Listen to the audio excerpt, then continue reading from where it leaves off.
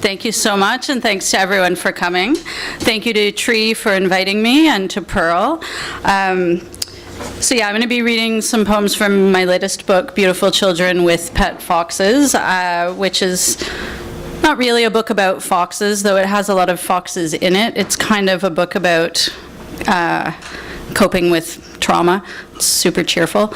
And it's about the complex realities of supporting someone close to you going through complicated mental illnesses.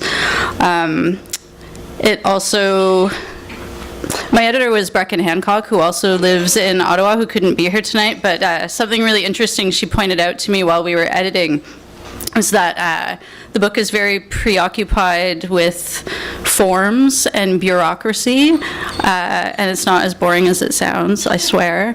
But I felt like that was sort of interesting to be reading in Ottawa, a government town with probably a lot of bureaucracy. So that amused me. There's a few recurring series in the book that I'll just tell you about really briefly, and then I'll start. There's a series of poems called Incident Reports, and they're based on OPP incident report forms. And they sort of play with that a little. Then there's a series of self-portraits, which is self-explanatory. And then the more fun series is my dream poems, and they're literally based on weird dreams that I had, and they're all in 3 sections. So I'm going to read a couple of those, so you'll hear 3 distinct sections. The first one is the dream itself. The second one is sort of really cheesy internet dream interpretation, which was really fun to play with. And then the third section is sort of a hybrid of the two, and it sort of uses like a language of the subconscious, let's say. The first one I'm going to read is called Dream Specimen 23. I was lost in a seething crowd of breeding women who sneered at me. My mother, milk-eyed, the only one to help deliver it like a parcel on a porch. More like a planet, she said, made of lead and slop that you have to push out and send back into orbit. A doctor showed me a video of the baby decaying and gray. This is the interpretation section. Transitional phase, fear of responsibility, deteriorating hopes, warning, rejection of creativity, indifference, self-deception, gaining significant amounts of weight and choosing inappropriate clothing, bad timing, bad luck. Feast of rest, crunch hormone, transplant fellatio, lieutenant to self-starter, semitone to lifespan, renaissance of crinoline, badger tin, washcloth, wallaby, lullaby, cult hotspot, cuckold hospital, galaxy silk, trauma phony. You too are blasphemy. You are too bleak. You bleat. You bleeder. And this is one of the self-portrait poems. I don't know if anyone is a fan of the South Korean poet Kim Hee-soon, but if not, you should all read her. She's amazing. And this is a poem that I wrote after getting really into her writing. Self-portrait on a Tuesday. A little girl in a blue dress vomits in the corner. She might be me.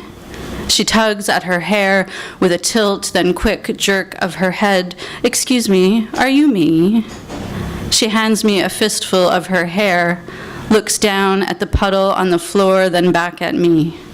That doesn't answer my question, I say. It's Tuesday, she says, and I broke the little window. Now all the hands are going to get inside. Never mind, I say, and hand her back the hair. You're not me. I always left the windows open, the hands already on the stairs.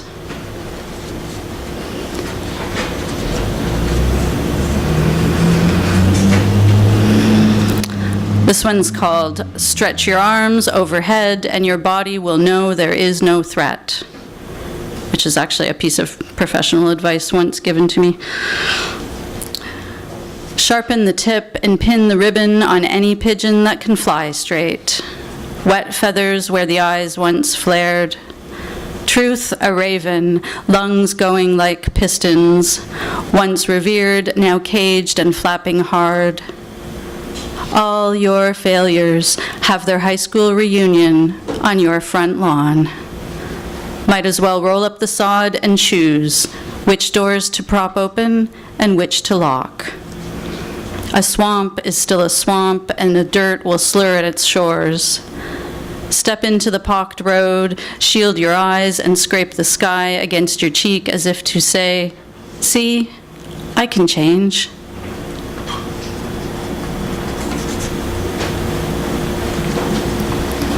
This is another self-portrait poem. It's called Self-Portrait as a Mollusk. A red shell grows over my forehead, across one eye as my cheeks cave in retreat, shielding the dark, wet folds. I'm bereft of speech and bone and the ability to perceive distance. Bivalved, hingeless, I'm trying to rest in this spiral shell, but the last year has snuck in with me. All those silver hallways teeming with mothers. Branches scrape my slime, their dry hands reaching out, looking for lost daughters, ones they gave away, or ones they should have.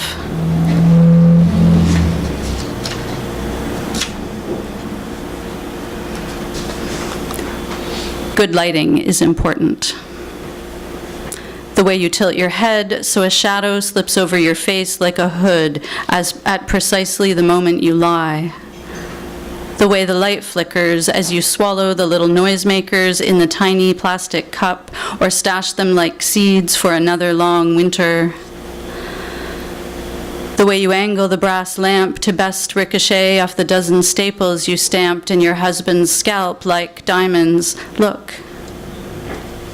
The way the beams refract and scatter into red, yellow, blue shards splattered across your face, proud, as the nurse explains, his skin like wet tissue.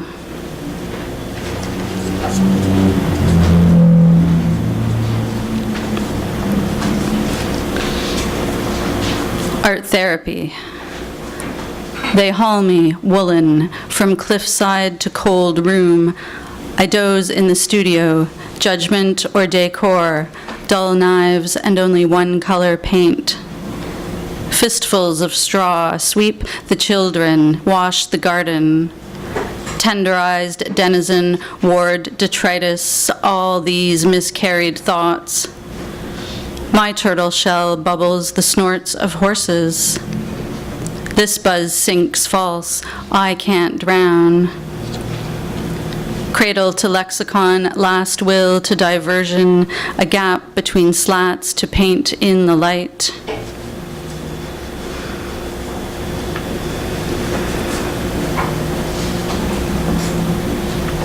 And this is one of the aforementioned incident report poems.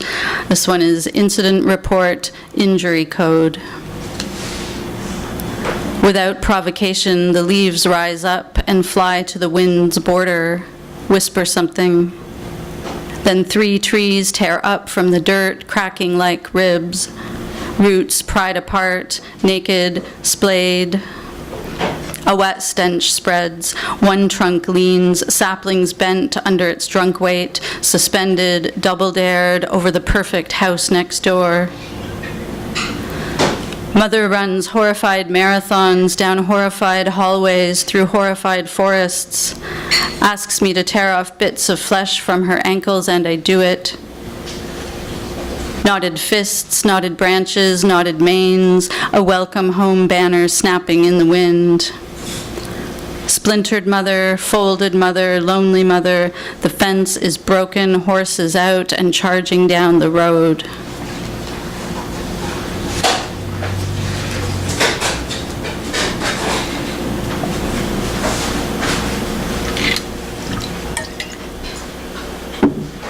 It's a little water break, it's super hot in here.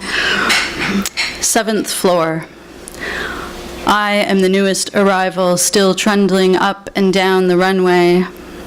This medical waste bin is the epitome of discretion, of motherhood, of sauerkraut in the root cellar.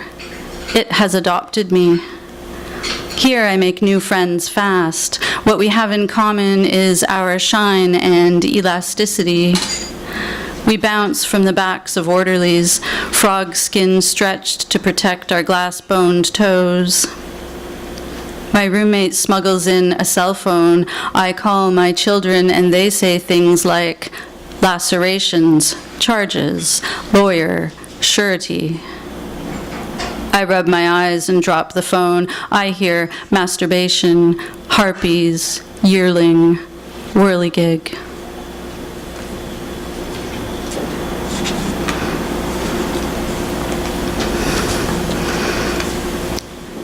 And continuing the tradition of very long titles, the mortgage broker asks for my net income from the previous year.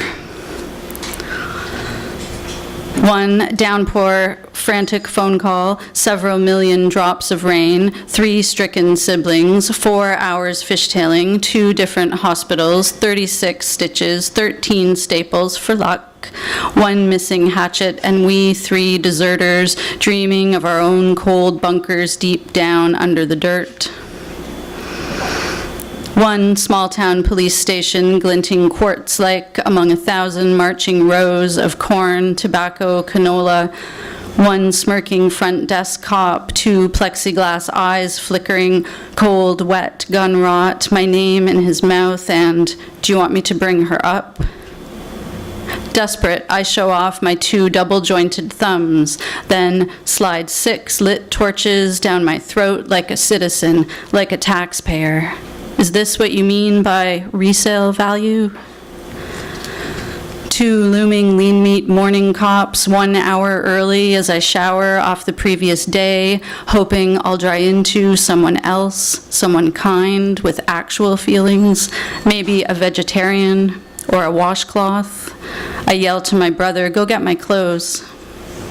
The cops' laughter like high school, like 6 more kicks to the gut, amid 50 feet of yellow tape, 2 tall shadows leering close. And please, sit down. No thanks, I say. I'll stand. And I stand and stand and stand and stand and stand, and I'm still standing.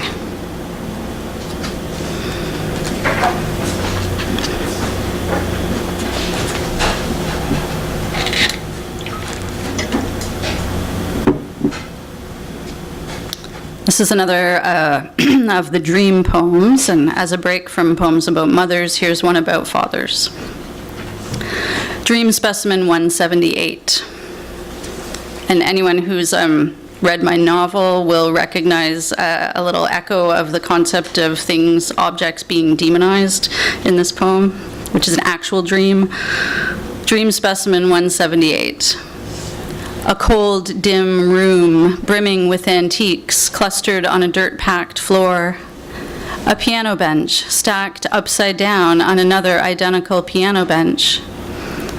I grab its legs with both hands and set it down right side up to sit on, but it lurches back up on its own, flips over, and slams down hard on top of its twin. No piano, just dust dazzling the air where the sun sneaks in, and I don't want to be afraid. I pull the stool down again, press its 4 legs to the ground, but it clatters back up fast, as though magnetized, angry. Then my father is standing at the back of the room and says, "Touch nothing else." Procrastination, discord, chaos, an inability to connect with others, too much time alone, trapped, a desire to understand worldly conflicts, unfinished emotional business related to childhood, a problem, a terrible mistake, unexpected help, passive, helpless, useless, fighting off a virus or bacteria. On TypeScript's torso, a think tank free-for-all. Out of placenta, the same plagiarism. Flotilla filibuster, hour-old future grafting its legislators. Arbitrary curfew or jail, aspirin of your lifestyle, another cop apologist. I lost my felicities under the childminder. She'd threesome the impossible. Something within my libido, my adulterous hoof, thong freeloader, emotional butchery can sequin without semicircle. Anticipated nurture is below the meat.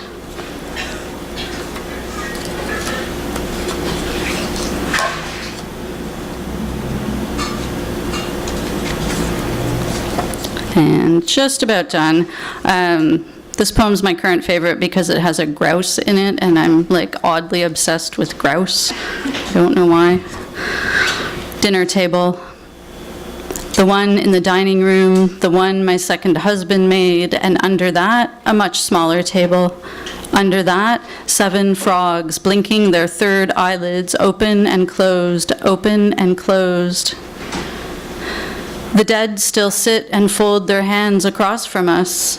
They try to tell us so much, we don't even listen anymore.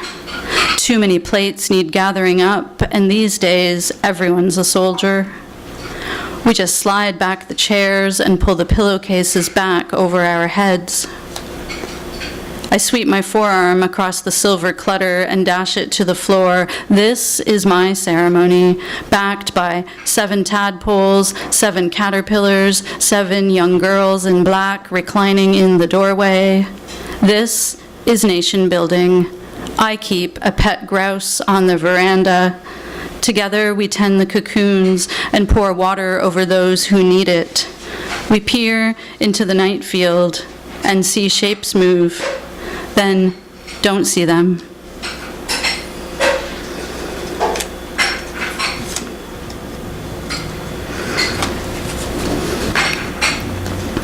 This is the last one I'm going to read. It's called Tasseography. My grandmother smashes my wine glass and reads the shards like tea leaves. She says life is full of flies and questions, and under the dirt, more dirt. The larvae she plucks from my mouth harden in the light, knock against each other like marbles. She hands me a sack full of rocks, all named after dead strangers, each painted a different color. Famine, factory, father, firing squad. The glass fragments line up, sweep themselves into a pile, and reassemble back in her fist. Thank you so much.